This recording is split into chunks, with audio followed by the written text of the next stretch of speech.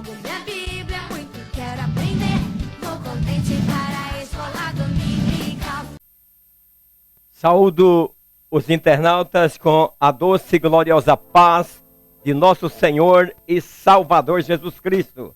Estamos aqui para mais uma pré-aula. Quero agradecer de coração a todos que estão aí me acompanhando através deste canal Presbítero Ademar da Silva Santos. Muito obrigado, você que ainda não é inscrito no canal, está aí me assistindo pela primeira vez.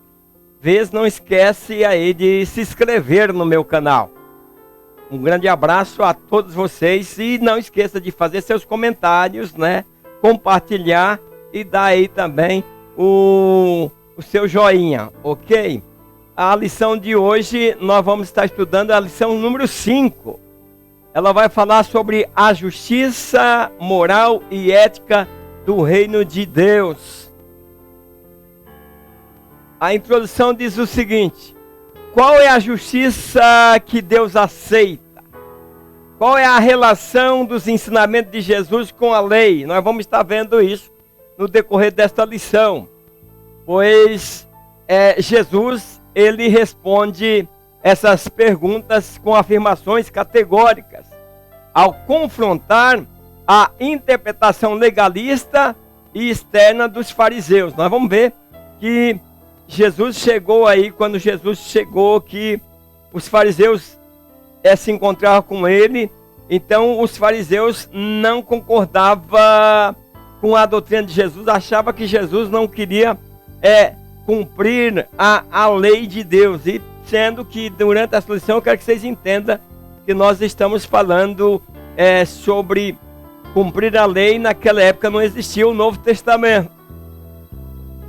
Efésios 2:8 diz assim: porque pela graça sois salvos por meio da fé, isso não vem de vós, é dom de Deus. Então nós sabemos que os legalistas, né, os fariseus, os escribas, né, que eles iam escrevendo a escritura e fazendo ali muitas vezes suas próprias interpretações, né, confrontar Jesus, e ficou naquela maneira em que eles achavam que eles estavam fazendo a coisa certa e que Jesus estava trazendo um ensinamento errado e que Jesus era contra Deus. Antes de entrar na lição, grande abraço aí para Soneval Eugênio. Diz o seguinte: a paz do Senhor, presbítero Ademar, que aula maravilhosa, que ensinamento vindo do céu para os nossos corações. Sei que com essa explicação vou dar uma aula abençoada. Obrigado e que Deus te abençoe mesmo. Antônio Carneiro, de Ilha Comprida, São Paulo. Ele diz: pai do Senhor Jesus, presbítero Ademar, Deus continue abençoando o seu ministério. Obrigado, irmão Antônio. Vini Galeano, ele diz que Jesus é a fonte de água doce, e é nessa fonte que nós vamos estar buscando o nosso aprendizagem, o nosso conhecimento e saciar a nossa sede. Presbítero Mateus Ferreira, ele é de Goianópolis, Goiás.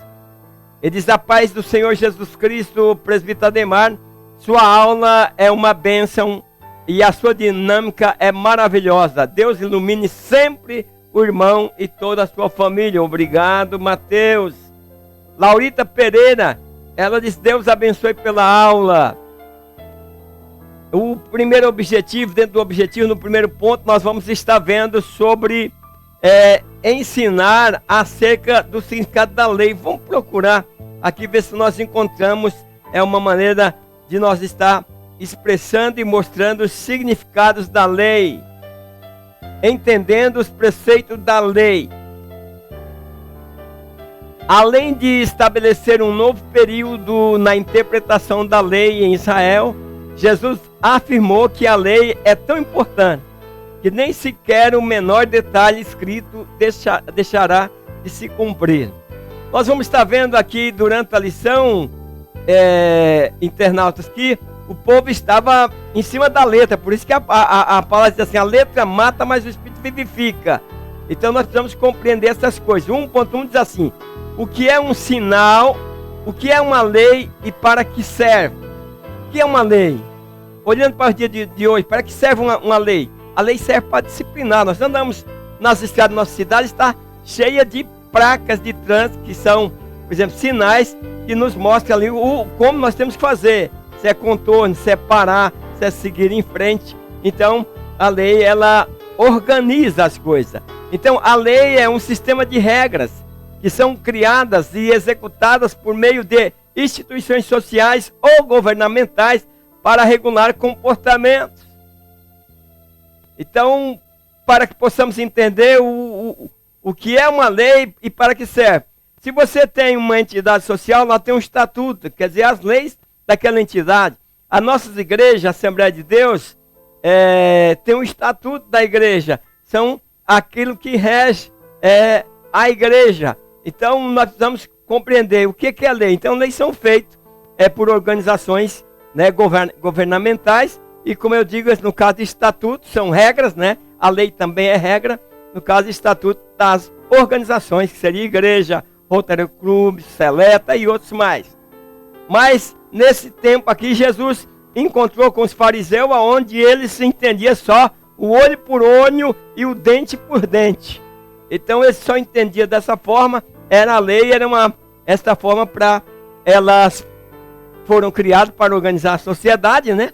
E por consequência a civilização, estabelecendo o que cada indivíduo poderia ou não fazer.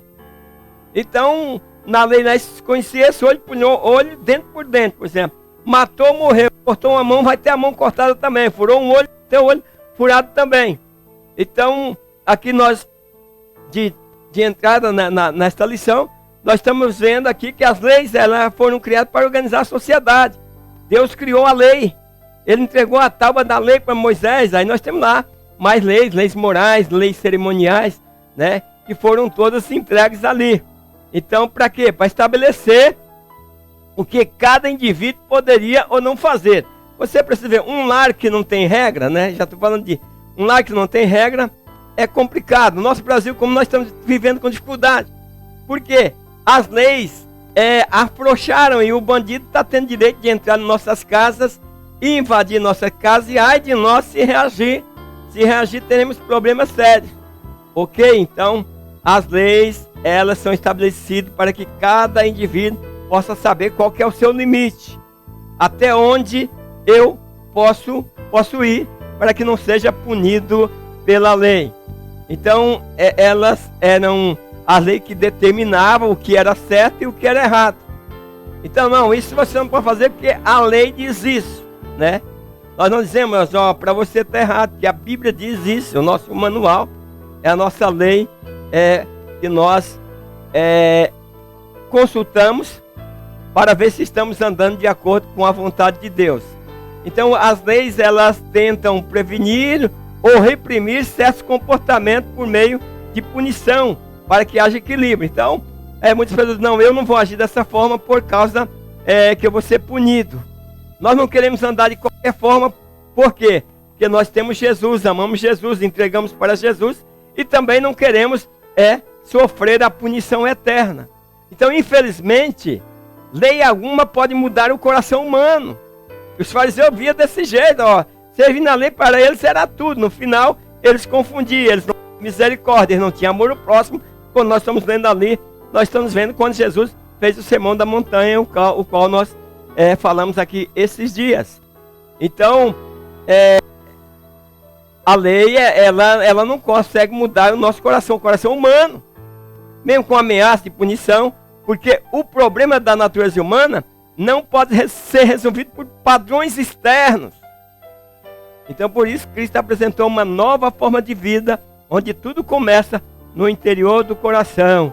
A lei que está escrita no coração. Então, infelizmente, né, lei alguma vai poder mudar o nosso coração, como nós temos dito. E é por isso que nós vemos aí centenas de presos, de pessoas presas, né?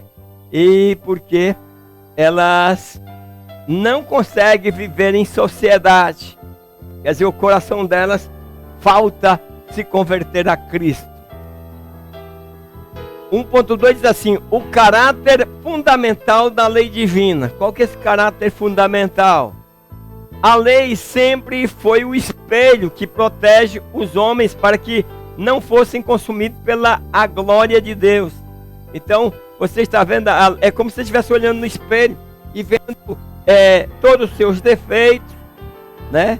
E aí você diz, não, eu preciso arrumar aqui, por exemplo, o cabelo está grande e a barba está por fazer, o bigode está por fazer. É assim, é como você estivesse contemplando desta forma e vendo os defeitos. Então a lei, ela foi o espelho que ela protege os homens, porque para que os homens não fossem consumidos, porque nós olhamos o padrão, a santidade de Deus, o que Deus quer de nós.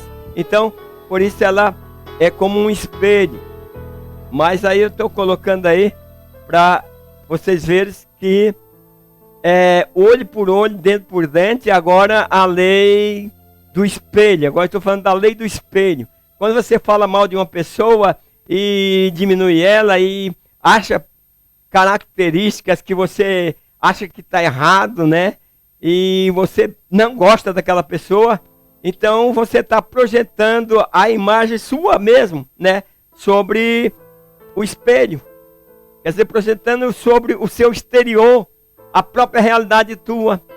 Você não consegue nem se enxergar e aí começa a querer enxergar a vida dos outros. Então, devido à natureza pecaminosa do ser humano, ficou aí então impedido de ter acesso à presença de Deus devido à santidade de Deus. Deus é santo. Não é de qualquer maneira que nós podemos estar na presença dele. Então foi mediante a revelação da lei que a humanidade teve um conhecimento mais ampliado acerca da santidade de Deus. Quando Moisés aparece ali com as tábuas da lei em que Deus entregou a Moisés. Então pecado é pecado porque ele não se identifica com a santidade de Deus. E tudo aquilo que não tem vínculo com a santidade de Deus é pecado. Então nós precisamos viver conforme a lei de Deus. Vamos estar entendendo essas coisas. O 1:3 diz assim: a exigência da lei.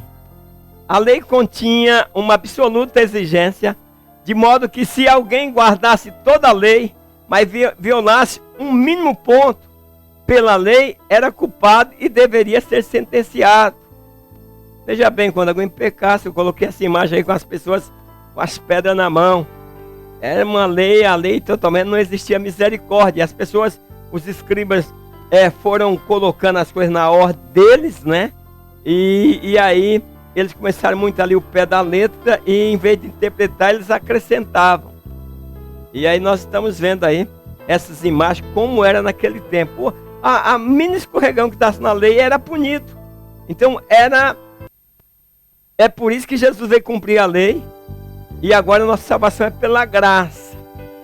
Então os escribas, eles conheciam perfeitamente as exigências divinas no tocante à conduta do justo. Todavia, os escribas admitiam não poder atingir esse padrão.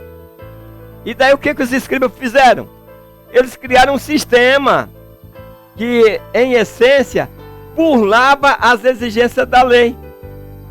Mas mesmo burlando, o que eles traziam? Eles traziam fardos pesados que nem eles mesmos podiam carregar. Quer dizer, eles pioravam a situação.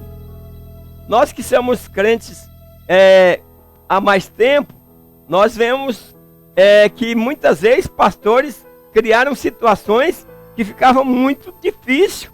Quer dizer, nem ele mesmo poderia carregar aquele fardo, mas ele coloca fardo para as outras pessoas carregarem. Então, vamos para antipatia, que é colocar no lugar do outro, e dizer, se fosse comigo, por exemplo, isso Deus aprova, isso não está fora dos padrões de Deus, porque talvez nós fazemos exigência terrível.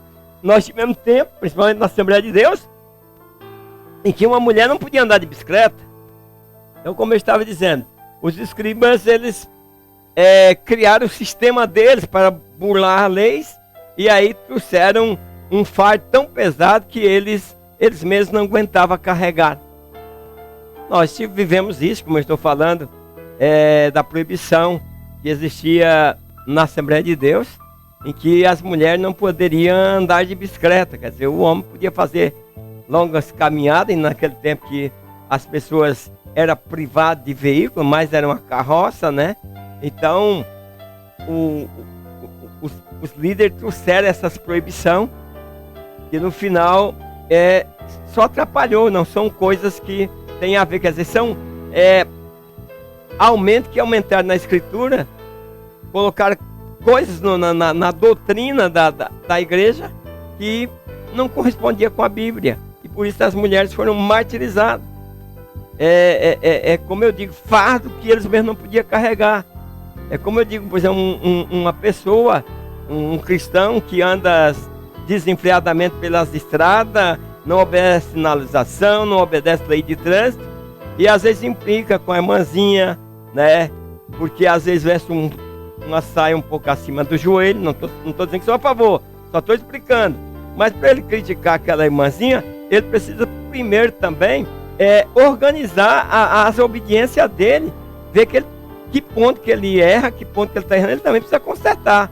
É muito fácil eu sair a 150 por hora numa estrada e ficar observando o irmãozinho aqui, não querendo nem que o irmão participe da ceia. Então, nós precisamos servir a Deus com inteligência. Então, vamos para o segundo ponto. E vamos mostrar o que era ser um escriba naquele tempo. Vamos entender o que é ser um escriba nesse objetivo aí no segundo ponto. O 2 diz assim: os escribas e a lei. Na época de Jesus, o que constituía a verdadeira religião e o verdadeiro serviço a Deus para os judeus ortodoxos era a lei dos escribas. É o que eles faziam, por exemplo, primeiro era o sacerdote, né? Que ministrava aqui, era a lei do sacerdote, mas aí os escribas, pela sua inteligência, né? Por ser copista, então eles passaram a exercer essa função, e tanto é que eu disse no tópico anterior sobre que eles procuravam burlar a lei e trazia, por exemplo, mais coisas que ficava muito pior. Então os escribas eram aqueles que liam e interpretavam a lei e acompanhando também a sua aplicação. Ele, além de saber ler, o escriba, porque naquela época poucas pessoas sabiam ler, e o escriba, por exemplo, era uma função que se destacava, porque era o homem que sabia ler, sabia interpretar e que sabia fazer ali as suas aplicações. O 2:1 diz assim: os escribas e suas funções. Para os hebreus, o escriba era o copista das Sagradas Escrituras e, mais tarde, intérprete da lei. Quer dizer, ele começou como aquele que fazia as cópias, né, tudo certinho, escrevia, mas mais tarde ele passou a interpretar. Isso não era a função dele. Então os escribas eram vistos como professores. Claro, uma pessoa de uma certa formação, a gente olha com essa condição. Então, como eles tanto escreviam, então eles eram conhecidos como professores, e eles poderiam ser professores, só que eles acabaram fazendo algumas modificações na lei de Deus. Então, posteriormente, quase todas as nações começaram a ter escribas, e esse trabalho tornou-se essencial, tanto econômico quanto religiosamente. Era o trabalho, era a função da época. Então o escriba também, ele, além de fazer as cópias, de escrever, ele também ensinava. Por isso que foi considerado como professores. O 2:2 diz assim: a diferença entre o escriba e o fariseu. Qual que é a diferença? Os escribas e fariseus quase sempre são mencionados um ao lado do outro. Mas embora os escribas pertencem ao grupo dos fariseus, eles não eram os mesmos. As principais diferenças, professores e professoras, que nós vamos encontrar aí entre os escribas e os fariseus, são as seguintes. Os escribas se encarregavam de redigir documentos importantes. Os fariseus se encarregavam de representar a nação. Os escribas eram intelectuais encarregados do serviço de secretaria. Os fariseus conheciam as leis e se encarregavam da instrução oral, como cumprir. Os escribas, eles registravam e mantinham contas financeiras, os fariseus cuidavam dos negócios. Era uma organização. Os escribas davam mais importância ao culto e à intelectualidade, e os fariseus eram ligados à religião e suas doutrinas. Quer dizer que cada um, os dois ali, embora os dois estivessem sempre juntos, mas cada um tinha uma função diferente. Acredito que deu para entender. O 2.3 diz assim: os escribas e a interpretação da lei. William Brake informa que os escribas já estavam em evidência desde o retorno do cativeiro de Babilônia. Nós encontramos lá Esdras, era escrivão, né? Então eles, durante muitas gerações, transmitiram a lei de maneira oral, e essa foi conservada de geração a geração de escribas. Eles acreditavam que o que não estava claro na lei deveria estar implícito, e por um procedimento lógico de dedução, criaram milhares de regras, e estatutos e regulamentos. Então essa era a lei dos escribas. Por isso que eles tinham uma forte discussão com Jesus. Vamos para o ponto 3, apresentar a justiça de Cristo, que é o objetivo do ponto 3 da nossa lição. 3. Jesus Cristo e o cumprimento da lei. A fé cristã era, nos primeiros anos da igreja, percebida como uma nova religião que buscava derrubar a lei ancestral dos judeus. Quer dizer, houve aquele impacto tremendo quando Jesus veio ensinando, e Jesus não estava ensinando nova doutrina. Jesus estava ensinando que eles, por exemplo, estavam coando um mosquito e engolindo um camelo. Ele estava fazendo uma interpretação errada da lei, porque eles não tinham misericórdia e também deixavam de cumprir várias coisas que está nos mandamentos. Amar a Deus sobre todas as coisas e amar ao próximo como a si mesmo. Mas Jesus, de maneira intrigante, ele afirmou que não veio para aberrogar a lei, e sim para cumprir. Ele disse: não, eu não vim aqui colocar um ponto final, anular a lei, eu vim cumprir. E quem melhor do que Jesus para cumprir a lei? Pois pelas obras da lei nenhum de nós nos salvaria. Pega a lei e vê, por exemplo, seja adventista, seja quem for, vê se consegue cumprir a lei conforme está escrito ali. E outra também, nós precisamos entender que em Israel era um governo teocrático. Depois, por exemplo, quando veio os romanos, né? Aí, mas mesmo assim os judeus, eles tinham ali a maneira deles se comportar, e mesmo o romano deixava os judeus ali na religião deles. Eles se importaram com Cristo, quando Cristo veio trazendo o novo evangelho, o novo testamento. O 3:1 diz assim: Jesus não veio anular a lei. Em vez de eliminar o que Deus havia revelado sobre sua vontade para seu povo nas escrituras hebraicas, o propósito de Jesus para seu ministério terreno é resumido na fórmula de: a ideia de cumprimento vai além da obediência. Porque não basta eu cumpro, mas não obedece. Indica que Jesus não só cumpre certas funções antecipadas, mas também que sua interpretação das escrituras completa e esclarece o propósito de Deus por meio da lei. Que às vezes nós estamos amarrados aqui só em cumprir, mas esquecemos que temos que obedecer. Não basta apenas conhecer.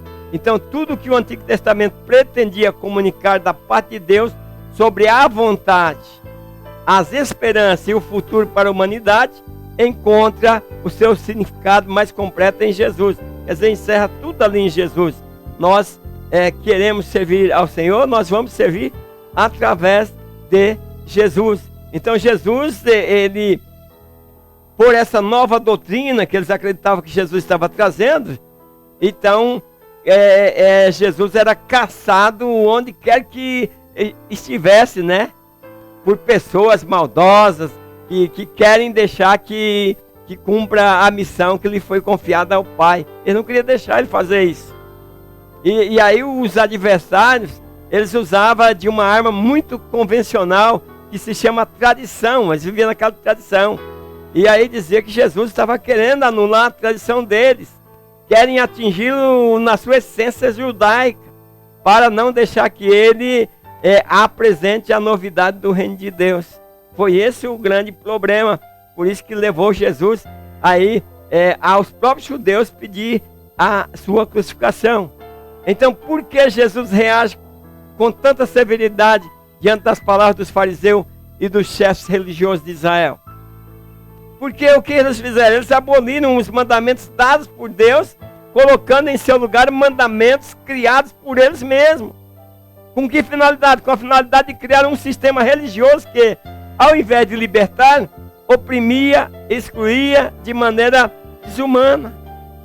As pessoas, por exemplo, que viviam pela lei, as pessoas que vivem pela lei mesmo, em vez de ser uma pessoa liberta para servir a Deus, elas são oprimidas, elas estão excluídas de uma maneira desumana. Então, ao fazer isso, o que eles faziam? Eles mantinham o povo com rédeas curtas. Meus queridos, infelizmente, não só aqui, nesse tempo de Jesus, em que os fariseus e os escribas queriam controlar o povo aqui, segurando eles aqui da forma que eles queriam, só podia fazer daquela forma. Isso aconteceu ao longo do tempo. Lembra da Inquisição?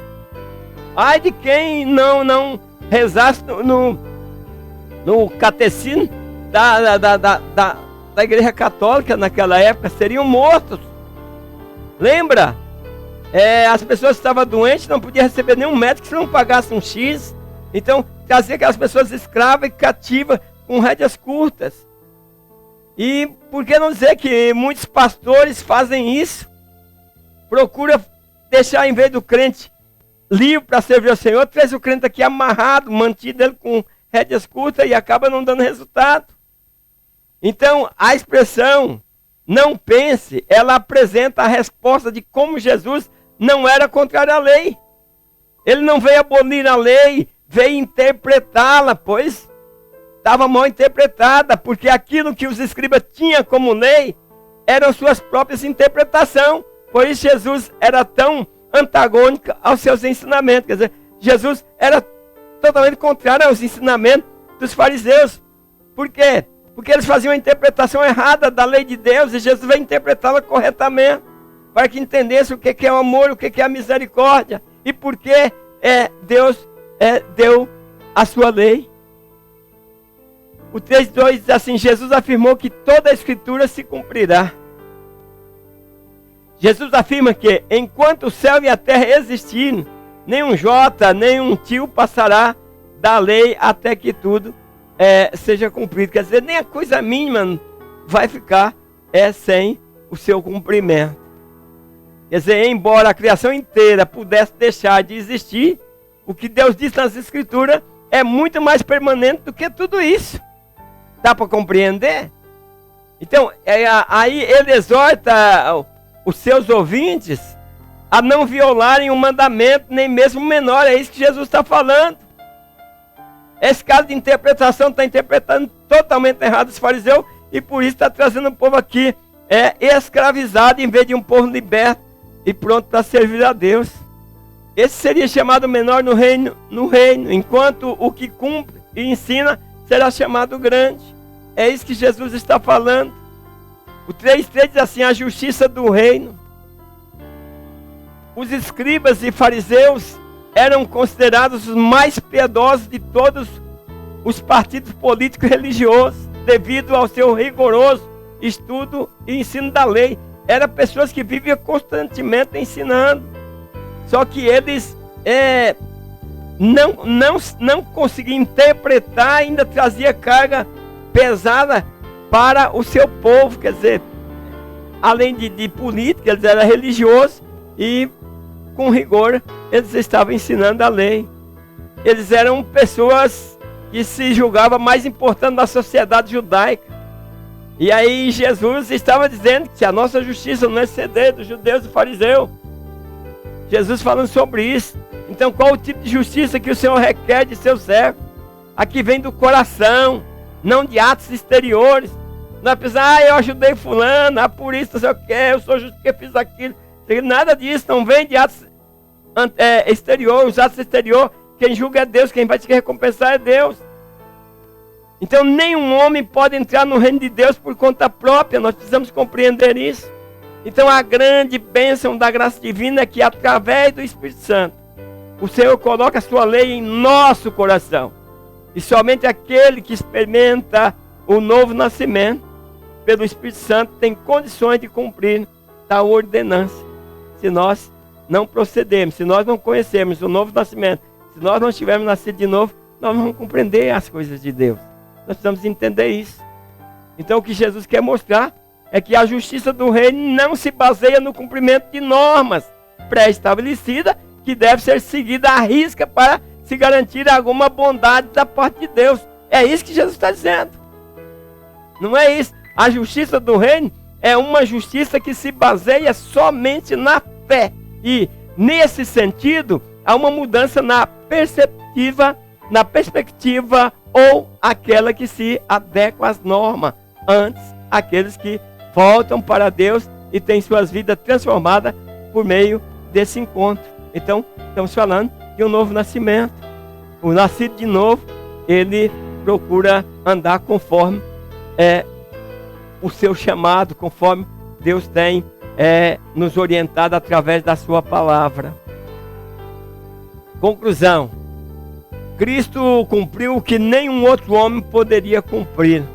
Nós estamos concluindo aí, nós estamos vendo que a lei foi difícil, a lei foi pesada e mal interpretada pelo povo da sua época. Isso que nós precisamos entender aí.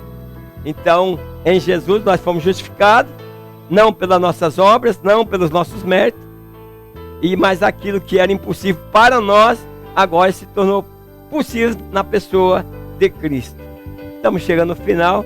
Não deixe aí de dar o seu like, de comentar, de compartilhar.